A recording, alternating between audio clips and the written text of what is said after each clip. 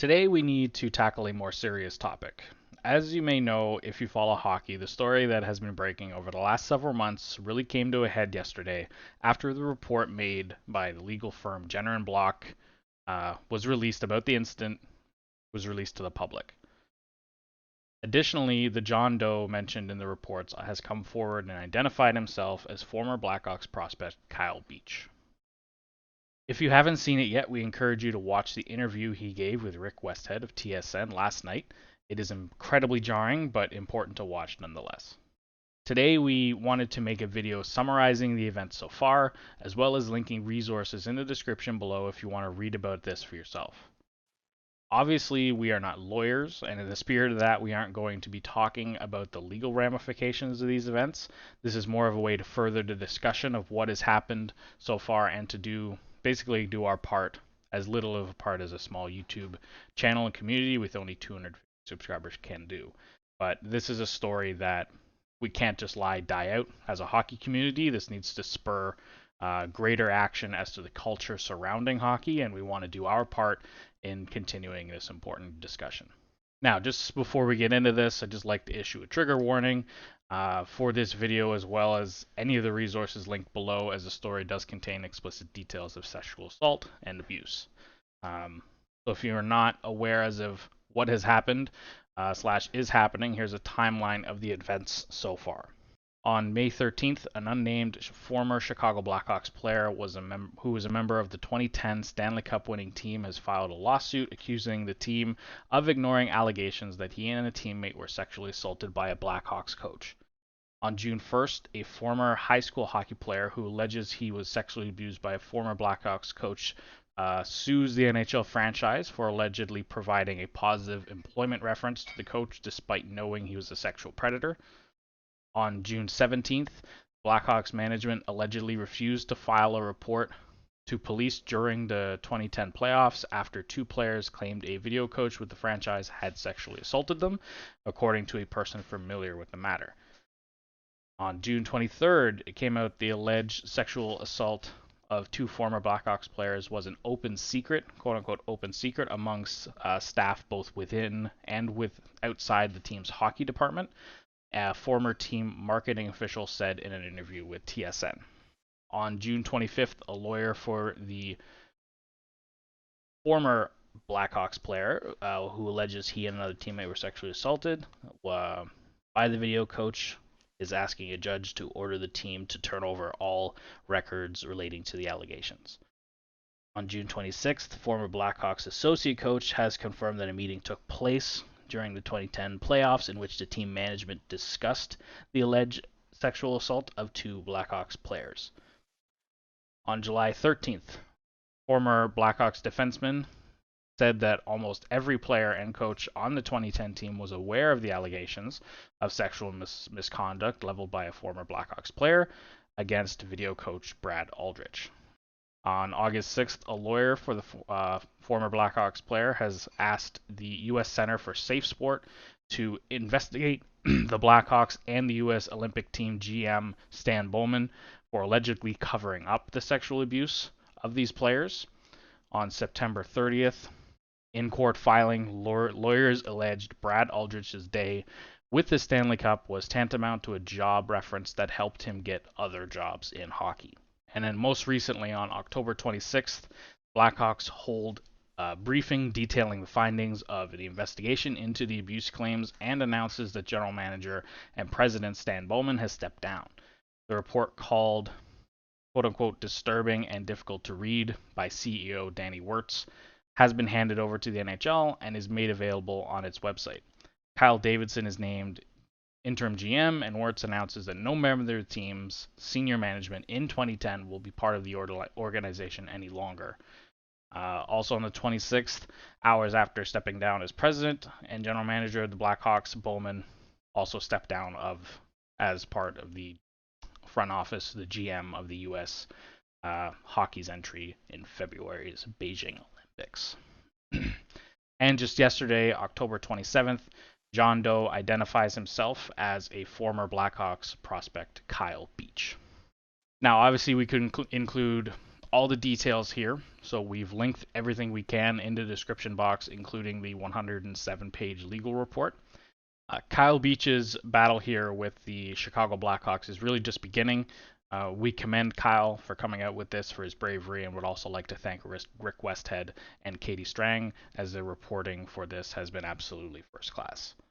And Yeah, they've been thinking about it before anybody else has, and they've first, they were both shunned for it, and let's not forget Westhead, has been a forefront, a big voice in bringing light to like the concussions, in the NHL, and that the NHL denies that repeat concussions lead to a long-term brain injury.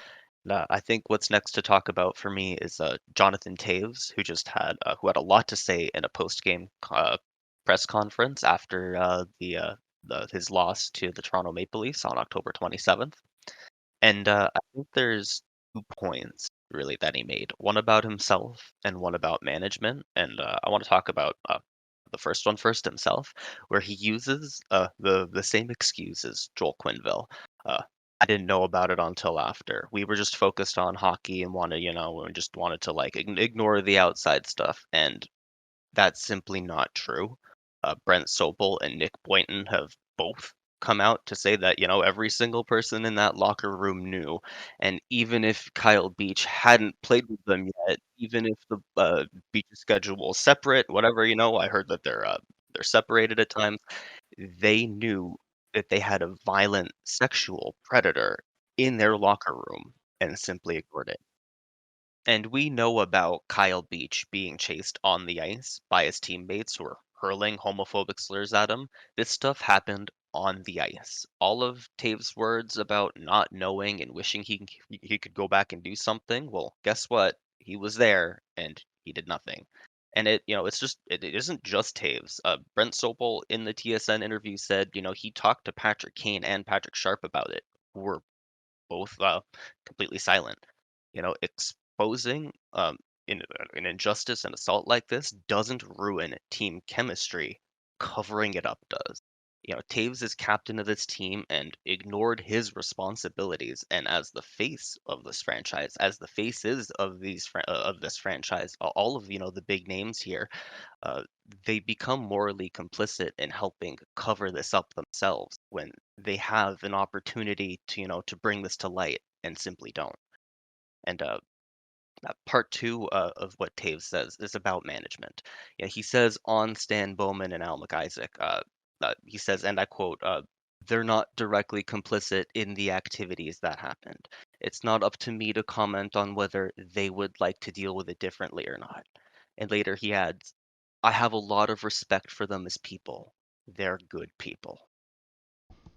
As management, sorry, end quote. As management, they broke their own protocol for handling this situation. They held sole legal responsibility for ensuring this matter was dealt with, went to the police, went to the union, and they become complicit in protecting a rapist. It was their responsibility to stop Aldrich from going out and harming other people, which is exactly what he did. There's blood on their hands, there's blood on Taves's hands, like in this sense, and they're just kissing each other's asses. They're not good people. We don't have to respect them, and I've lost a lot of respect for a lot of members of the organization. yeah, I just want to add too, like I remember that Stanley Cup run very fondly. We were both in high school. This wasn't that long ago. We were both still in high school when this run was happening, and I had like all those memories for me are tainted now with the knowledge that this happened.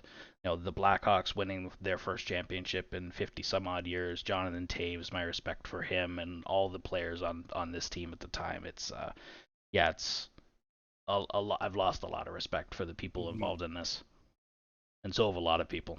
I like to remember that when Zdeno Chara was captain of the Boston Bruins, he banned the use of the word rookie to avoid hazing in the locker room. I just, I'd love to imagine if Chara had learned that a coach had touched one of his teammates, what would have happened? It just makes me sick to my stomach how many other good captains, like you said, that, I remember looking up to Taves, that we've been praising for all these years, who've been covering something up like this and that we don't know about yet, because we know it happens on other teams that's been covered up to some extent. This isn't just, like the first time it's ever happened in hockey ever. And I hope that this I hope something like this brings to light more incidents. Uh, because if for me, I see we still have Andrew Ladd and Duncan Keith playing in the NHL. Andrew Ladd's in Arizona, Duncan Keith in Edmonton. When you have players walking into this locker room, especially young players who look up to them, you know, they're looking at them now and saying, if something like that happened to me, this person I look up to doesn't have my back. And that's really upsetting just as a fan who does look up to them, but to try and relate to others in the locker room, it's really tough. I've lost a lot of respect for a lot of the big names, management and players in the locker room. And if I could go back and amend our Olympic roster predictions, I'd consider leaving Taves and Kane off entirely. Just in their hunt for the Stanley Cup, they lost the meaning of hockey. They lost, the courage and bravery that the cup stands for. Over the next few days to months, weeks, however long, we're going to get more names of people on that roster and in the organization that knew. And it's going to come out. And for each of them, it's their reckoning day and a chance to own up to the past rather than keep covering it up. With for Taves, I'd have a lot more respect for him if he just admitted, hey, I was complicit and knew, and by kind of covering it up now and and making excuses for management who aren't good people, he's making it worse. He's making it harder for other people to step forward. He's making it harder for people, who this happened to look at that and say, this is Jonathan Taves who's still covering up for management, and that's just tough. Yeah, and obviously we're gonna get, like you said, a lot of more information over the next couple days. Gary Bettman has been meeting with, I think he met with Joel Quenneville today, Kevin Cheveldayoff tomorrow, who were both part of the meeting that allegedly took place, or not allegedly anymore, it was confirmed Yeah, by the yeah. report, that took place ahead of the playoffs when they found out about this incident. So we'll find out really, how many more people come out, having knowledge of this and what happens to people like Joe Quenneville hmm and Cheveldayoff, and if they step down from their respective positions in Florida and Winnipeg. But for us, that'll be it. Thanks so much for listening if you made it this far, and thank you for helping us continue this discussion. Yeah, of course, we're going to leave links in the description below, US, Canada, wherever you are, resources if you are in a precarious situation. If you have kids that are in sports and suddenly they stop enjoying it, just ask them why. This happens at every level of hockey. It's not just the NHL. This happens to, in our own backyard. It's time to speak up, and this isn't the end of it. This is just the beginning.